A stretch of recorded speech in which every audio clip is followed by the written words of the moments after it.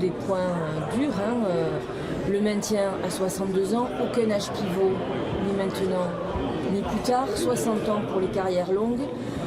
le maintien des avantages pour les mères de famille. Et ensuite, en termes d'amélioration, de proposition, nous pensons qu'il faut, justement, pour respecter les préalables que je viens de nommer, notamment sur les âges de départ, il faut travailler sur la pénibilité. Je sais que le gouvernement a fait quelques annonces, mais déjà, il y a une proposition qui est claire chez nous, c'est de revenir sur les critères de pénibilité qui ont été supprimés par le gouvernement cette année. Il faut travailler sur un système qui permette aux carrières hachées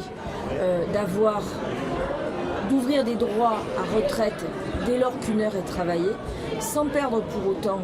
les 150 heures qui permettent de valider un trimestre. Nous nous situons toujours sur un système de retraite tel que nous le connaissons aujourd'hui. Non pas que nous soyons contre une retraite à points, mais pour l'instant, les seuls exemples que nous avons de retraite à points dans le monde et notamment en Europe ont conduit à une baisse substantielle des pensions, ce que nous voulons éviter. Et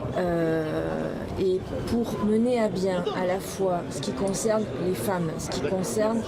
les métiers les plus pénibles, enfin tout ce qui relève de la pénibilité,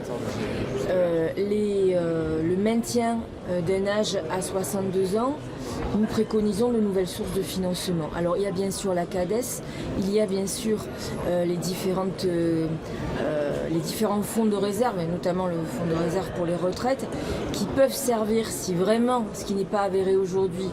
il y avait un problème substantiel d'équilibre, mais pas que. Il est évident que si nous voulons continuer à faire bénéficier les Français d'un système de retraite qui leur garantisse un niveau de vie équivalent au minimum au SMIC pour tous ceux qui ont gagné le SMIC